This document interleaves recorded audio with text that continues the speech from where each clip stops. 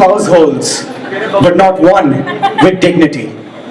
In the fair England where we lay our scene, ancient grudge lends responsibility to our upstart crow and his cursed team. From the hollowed brain of our romanced foe comes an unseen play of both heart and life, where an actor's dream does meet youthful woe to resolve our bard's political strife. Come, see the birth of time's most favored love, from before the sweethearts put ink on page. The tale which, from history's been removed, is the next half-hour's traffic of our stage. The which, if you with patient ears attend, what here shall miss, our toil shall strive to mend.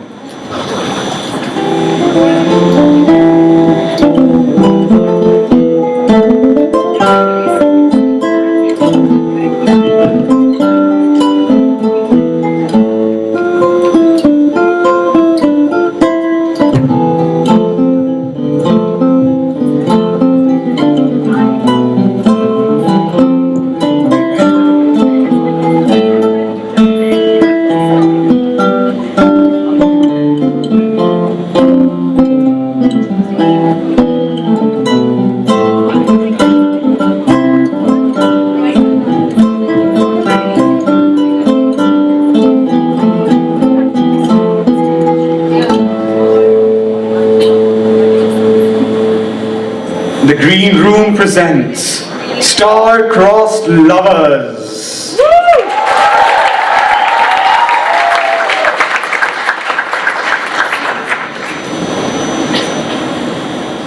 Romeo, Romeo, wherefore art thou, Romeo? Deny thy father Sorry, Dad, how old's this sad weirdo supposed to be? There may be 13, my sweet. Yeah, 'cause I'm 13. Exactly. I thought it might be fun to hear my Juliet spoke in a true voice before a middle-aged man with 2 half coconuts down his body gets a hold of it. Dad, I don't say stuff like this. I'd sound like a complete turnip. Yes, dear. 'Tis thy sweet and youthful timbre I would feign here, not the monosyllabic series of grunts that passes for your conversation. Oh, what? I take the view that having my romantic ingenue say, what? Shut up, Romeo, you're so weird. Shut up, I hate you, would be slightly less effective than mine own timeless poetry. Timeless is the word, as in goes on for bloody ever. You have never even given it a chance. You've only seen Henry VI Part 1. Part 1? What? You mean there's more? I mean, don't take this the wrong way, son, but God, I was bored. I thought I was actually outside my own body watching myself die. Yeah, he sat there cracking his nuts in the quiet bits. I tried to shush him, but he wouldn't be shushed. He's a stubborn man, your father, William.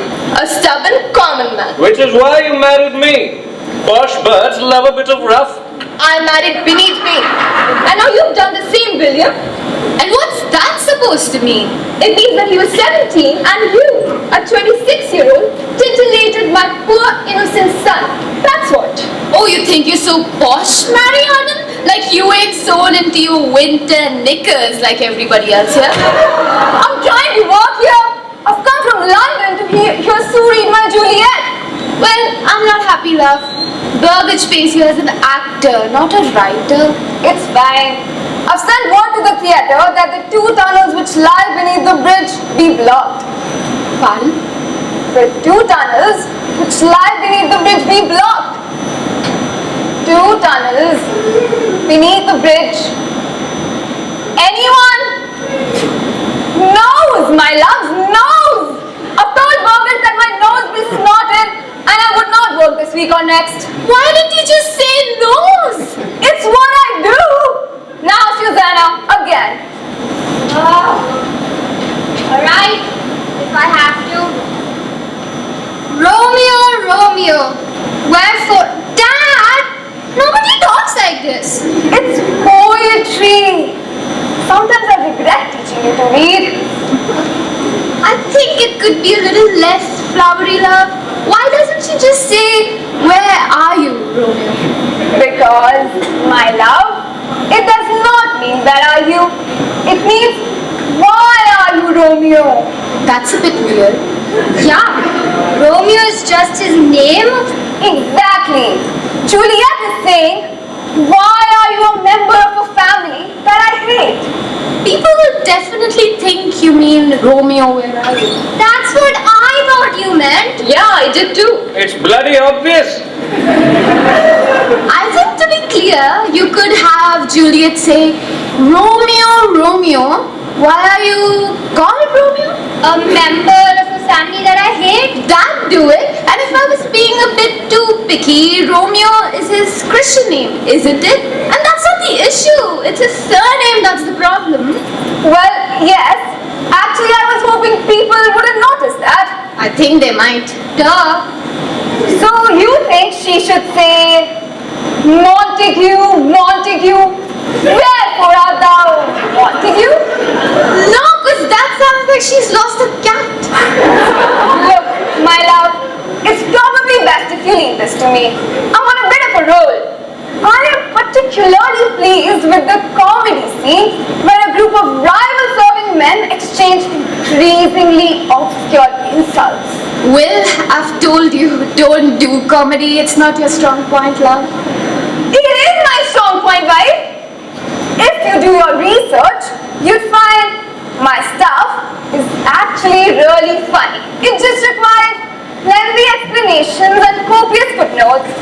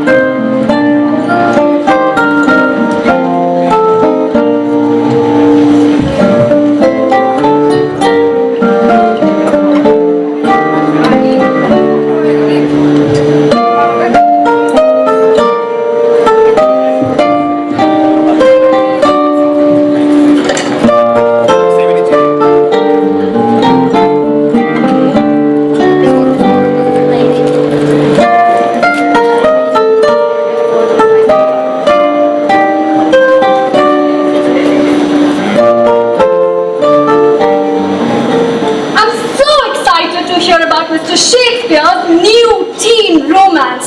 Such a good idea for a story. Yeah, it's all right, I suppose. Better than his usual stuff. Well, have you let slip any hints about the romance plot, perhaps? This lad falls in love with this lass and she falls in love with him and they live happily ever after. Nice and sure, which makes a change from his Henry's. And an amazing part for a girl. Kate, you've got to drop that. Just because your mother rents rooms to my master, don't mean he's gonna put you in one of his plays. But it just seems so unfair that the theatre employs men to perform female roles when I, a real woman, am ready and eager. Oh, Kate, splendid. Store these new pages in my bureau, would you? And bottom, bring ale and pie. A good model would be nice. I am famished. The coach promised a refreshment card, but oh, not on this particular service. You'll be stunned to hear. Oh, I hate it when they do that. Oh my God, Mr. Shakespeare! This is simply brilliant! Timeless, deathless, the most tragical history of Romeo and Julius. Oh yes, that should be Juliet. Obviously, Romeo and Julius was but a working title. Early exploratory stuff. It meant nothing. Yeah, right. What? Well, come on, master. We live in the same house. I've heard you reading out your sonnets, especially 1 to 126. Those poems are about a platonic hierarchical relationship. Don't study ethics. Why does everybody presume that just because I write homes to an attractive boy, I must be some kind of a bitchy but heart-a-tugger. Juliet, though, is an utterly amazing part. Yes, I really think I've got her voice. You absolutely have. She's perfect. The real challenge, though, will be to find an actor to do her justice.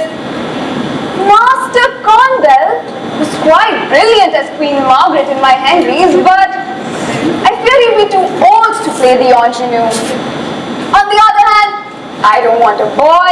His downy scrotum squeakers lack depth. Pardon, kid? I'm leaping amphibian caught in the ruby pipe, which starts with a swallow but knows not of birds. Pardon? I think he means, have you got a frog in your throat, but you can never be sure with him.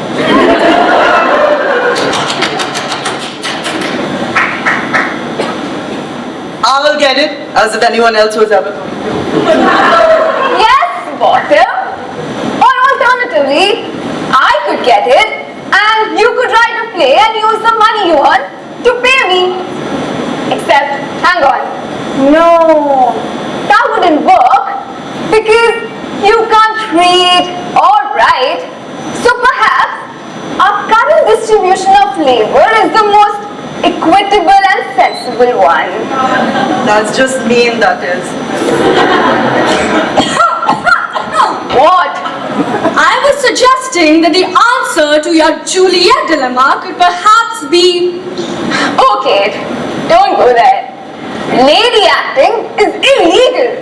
Besides which, girls can't act. Just as they can't practice law, cure the sick, handle financial matters, or stand for any office.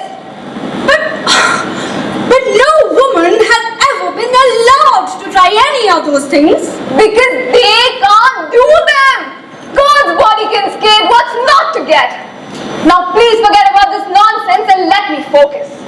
It's not Juliet that I'm worried about. It's Romeo. His character seems to elude me. I just can't seem to get a handle on him. Master Robert Greene is without. Rob Green?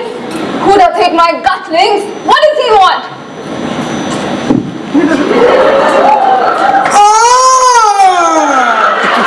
Master Shaky Poet, a word if you please. Shakespeare, Master Green. My name is Will Shakespeare. I know your name, sinner.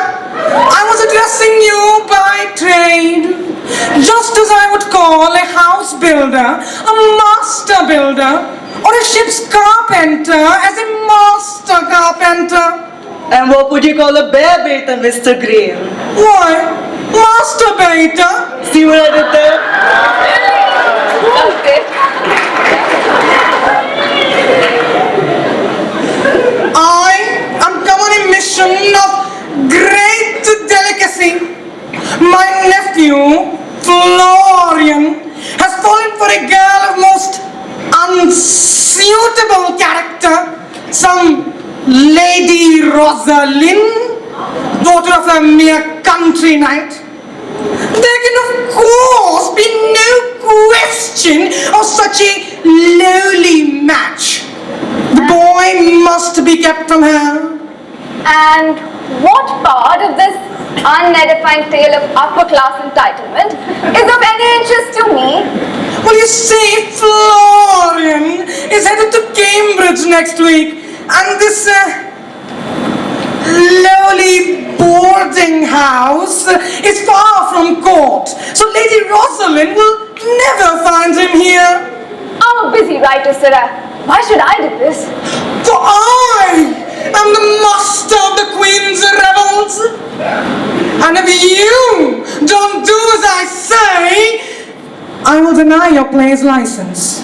You mean you're corruptly using your public position to further your own private interests? Duh! I will have him sent to you this evening, bound tight, for his blood runs hot. I myself will return in a week for a farewell dinner. A good day.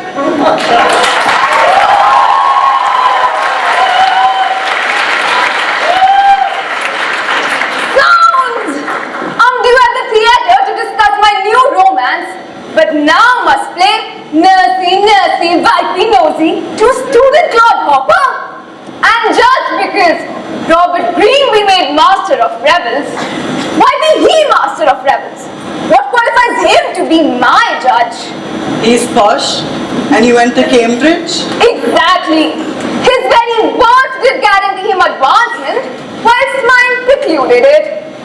It is almost as if there suspended over this sceptred isle a ceiling made of glass, against which men of lower birth such as I must always balk our noggins. Do you think that's why you're going a bit bald? I'm not going bloody bald. I just have a very big brain.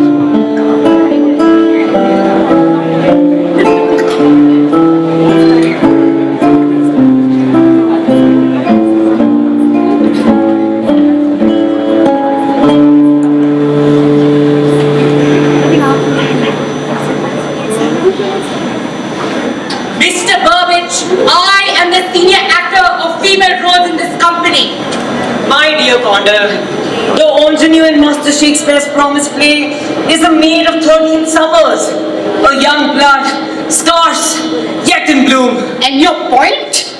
I think it seeks an actor that doesn't have to shave his ears. Good morrow all. Don't you good morrow me, Mr. Shakespeare? This new romance you're writing? Romeo and Julius. Juliet! As I said, Romeo and Juliet.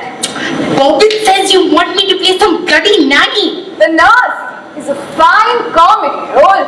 Comedy? If it's comedy, don't give it to him. I can do comedy. Yeah, but only in London, no? Not really Florence, is it? Yes, we all know you've done theatre in Florence camp. Oh, did I? I forgot to mention. Did I also get an award? That's right, I did. A proper one, huh? Not English. Italian. Commedia dell'arte. Heard of it? Of course not. Since you became big in Italy, camp, an insufferable smugglington has thou become. Yes, but an insufferable smugglington who's big in Italy. Regardless, I am senior actor and I insist on playing Juliet. Look, the play isn't even finished yet. I'm stuck on the character of my Romeo, and as yet I don't even have an ending. Surely our young lovers will live happily ever after. Well, that's the opposite. The ending the crowd will want. Yes! So I thought I'd kill them instead. Kill them! Our teenage sweethearts! Yes, theatre should be challenging. And entertaining. Mainly challenging. Oh! Look, I just need to figure out a decent double death plot. Oh, dying? I can do dying. On stage every night. Ha! Who said that? Me. Mr. Shakespeare, I need this role. I can woo Romeo. I know I can. Let me show you. Better yet, find a way for me to prove it. Bit sad though. Begging.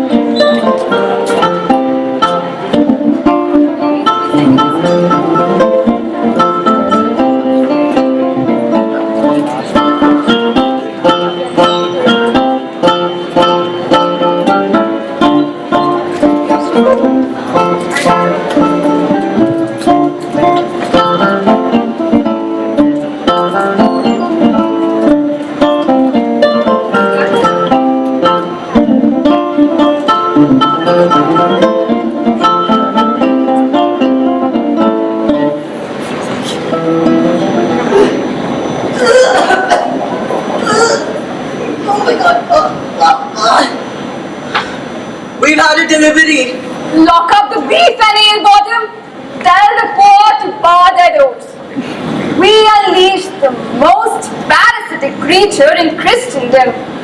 The English posh boy. Stay on a moment, Potter. Have you your dagger handy? Do you think he's dangerous? Possibly. These Oxbridge yogos are extraordinarily strong. Having spent their entire lives with literally enough to eat, they join clubs called the Burst Balzac and Fisted Peasant, where they gorge and fight and quaff and roger till they coat the walls with that courage. A bit jealous, are we?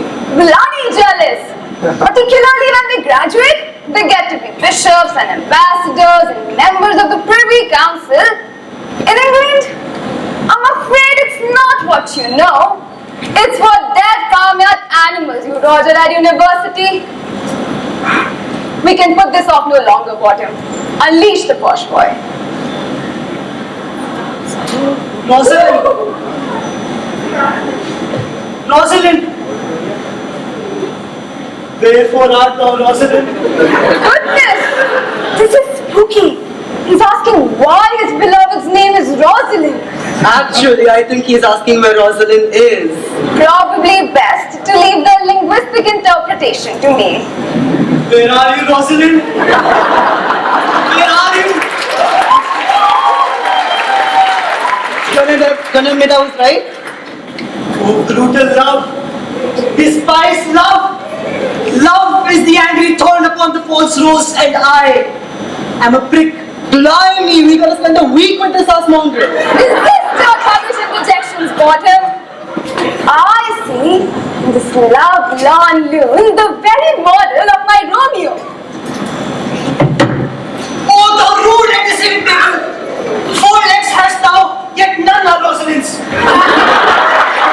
And spit of each one, and eat upon the floor for but one glance at Rosalind's sweet knees. I am sorry, but this bloke's a total Wankington. You must make allowance for his youth and ardor.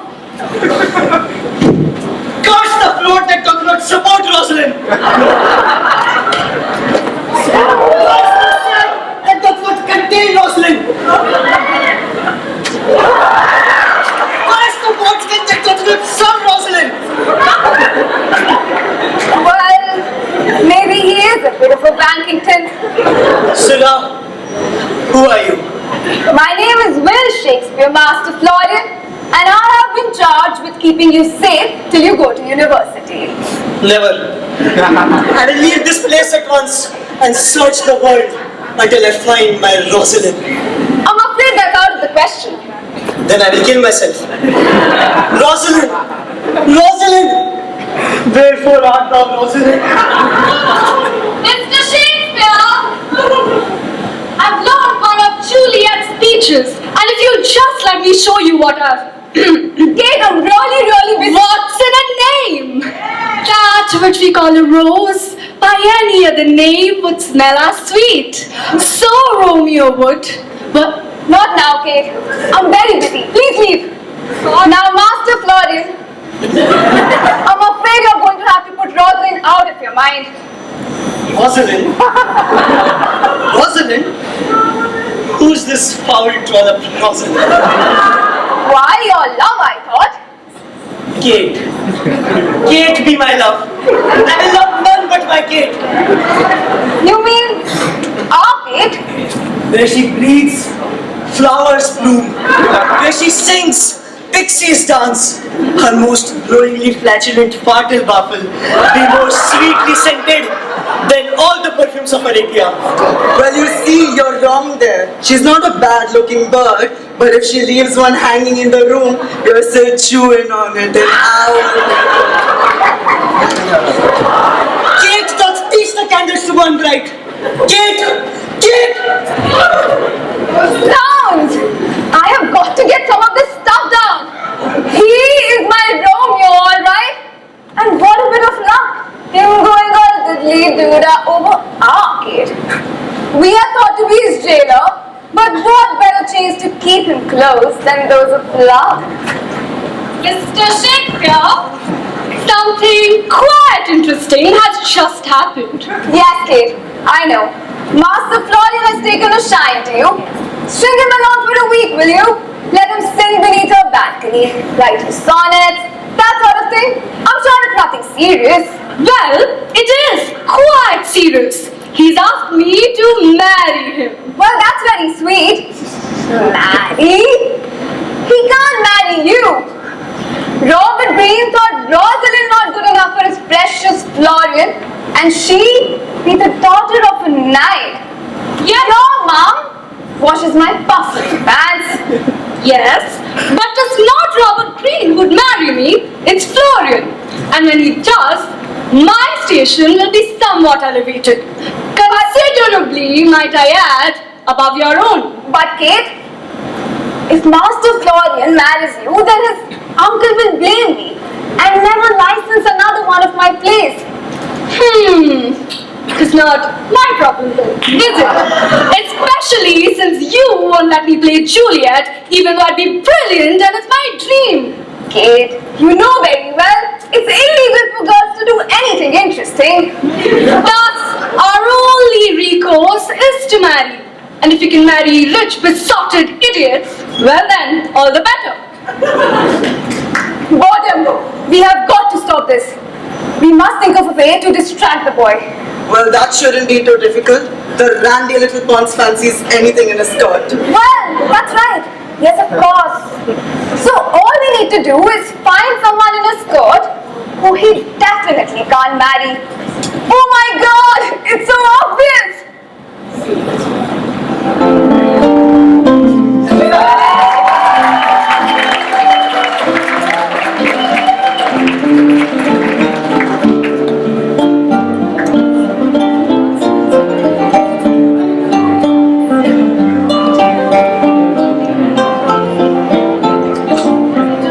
By summer's ripening breath may prove a beauteous flower when next we meet.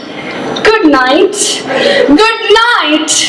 As sweet repose and rest come to thy heart as that within my breast.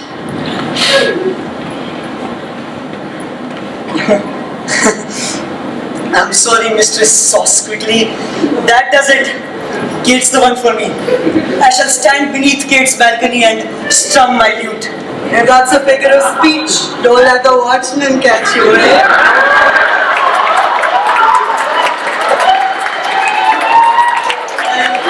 In that case, I'll just play some music.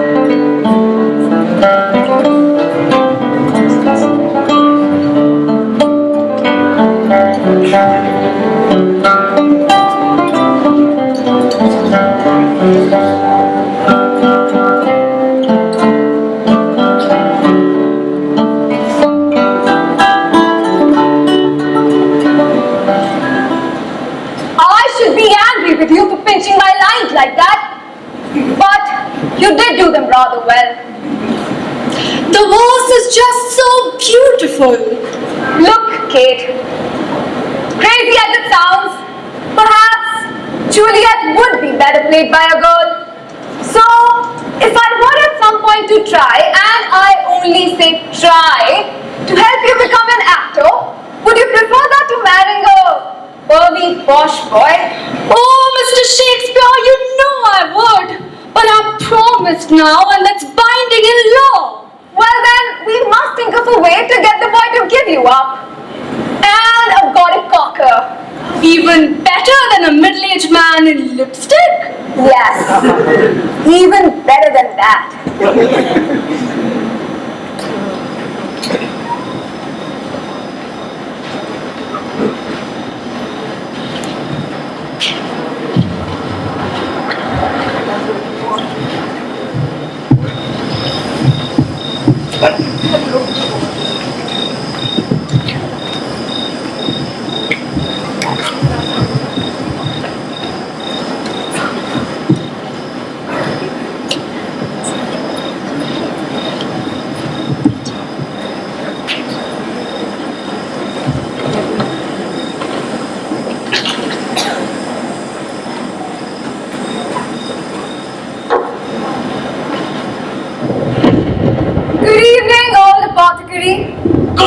Master, good evening. A dark night for business?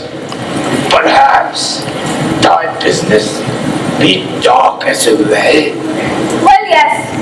It is a bit, I suppose. My friend loves this girl. I see, Master. And your friend has a spotted quadrangle and a mocking discharge. Not at all. And for that, Master, thou not worry. Take the gold knot and the back bit, and you can rub upon your, Apothecary. rub upon your friend's masters. Apothecary. I don't have chlamydia. I just need a simple potion that will render a person seemingly dead, but from which they will wake up at the appropriate moment. I see then. For that, we have the obvious play dead, but I have my own brand of mixture, which is exactly the same, but half the price. I think I'll stick to the popular brand, thank you. I'm happy to pay a little extra for the nebulous sense of comfort that a public brand imbues.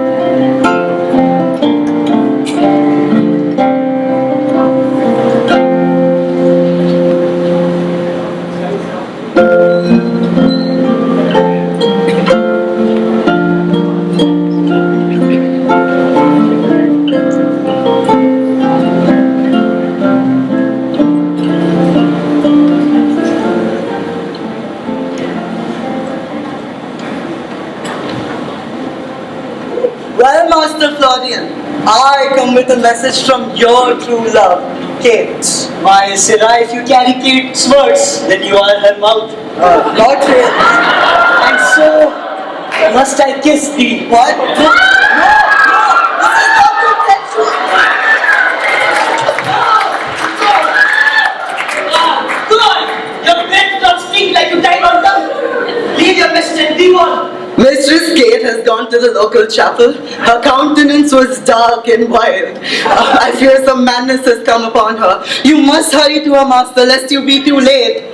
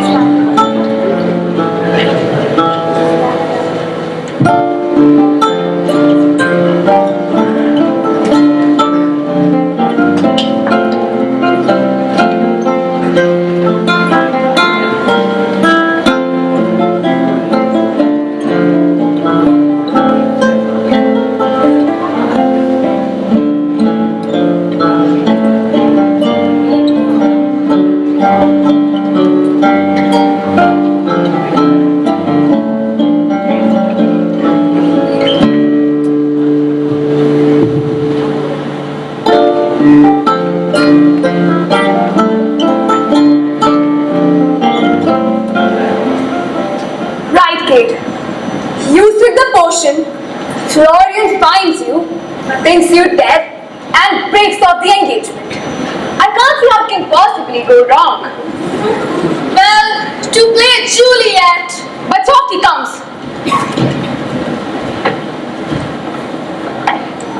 Sudan, I fear my love's not here, for surely her bright eyes would be lanterns in the gloom. No! What's this? My Kate lies cold. Does she sleep? No, she's dead. Now will he say, oh well, bad luck. I'll just have to forget about her and go to Cambridge. Poison. Dead from poison. Dead. Oh well, win some, lose some. Plenty more taught in Cambridge. If Kate be dead, then Florian need not live. Perchance some trace of poison does linger on her lips. A kiss, and I shall share her fate. Blind! He's taking it a bit harder than I expected.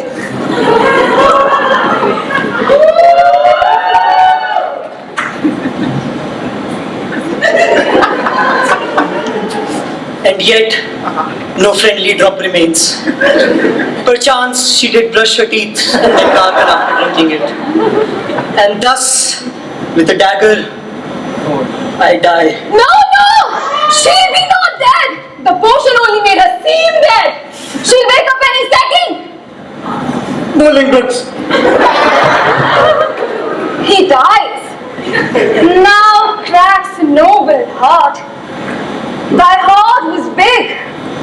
Thy brain, tiny. Soft, I bake. Did the plan work? Did Florian find my still body, think me dead and leave for Cambridge with a shock? Well, 2 out of 3 ain't bad. Right, don't panic. We can deal with this. We just need another brilliant plan.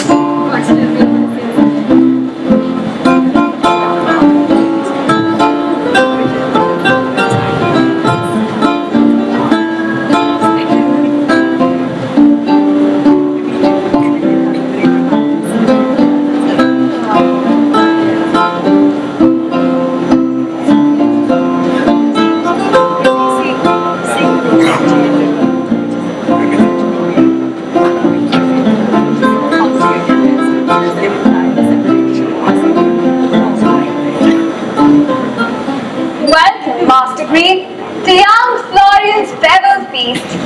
Burbage and his company and Mistress Sauce quickly have joined us to make of it a merry evening. Excellent, excellent.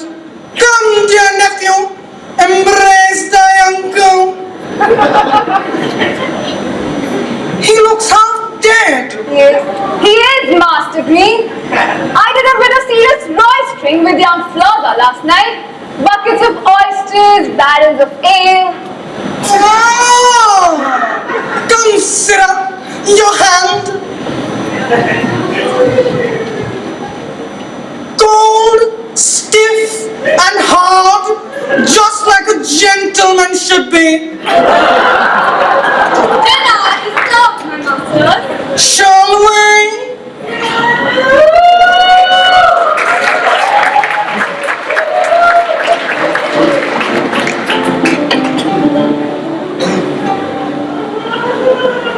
So I said, if you have the clap, then don't freaking clap! Brilliant, Burbage. I always say there's nothing more fascinating than actors talking about themselves. Tell us more. But what about the Florian? Thou hast barely touched thy food. Posh boys must quaff and gorge while poor people starve. Can't keep this up much longer. Let's go for it. Tell me, Florian, have you seen anything of the fair Rosalind who once you did love so well? Rosalind?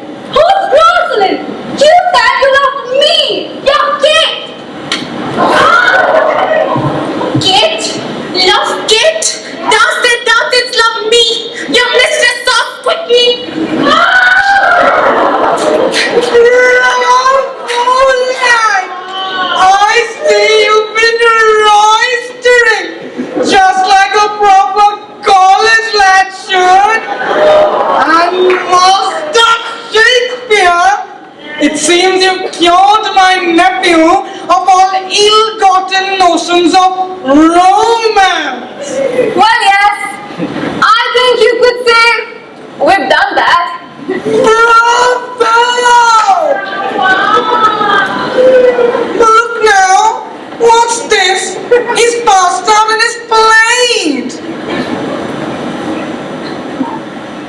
You'd think he was at college already.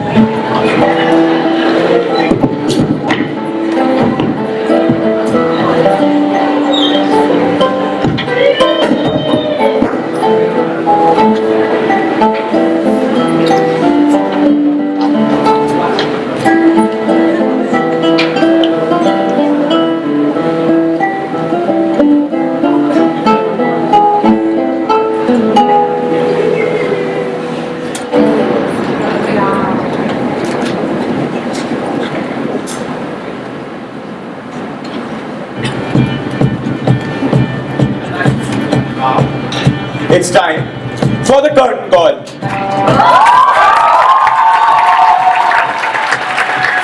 First, the cast. Anukampa as William Shakespeare. Chaitanya as Anne Hathaway. Saina as Lady Arden Shakespeare. Arnav as John Shakespeare. Arushi as Susanna Shakespeare. Rwiti as Kate. Kevin as Pratham. Arden as Condell. Diwan as Burbage. Arushi as Kemp. Charlotte as Robert Green. Upstart as Florian Green. Bharat as Apothecary. Guys, I think we forgot Akshay. View!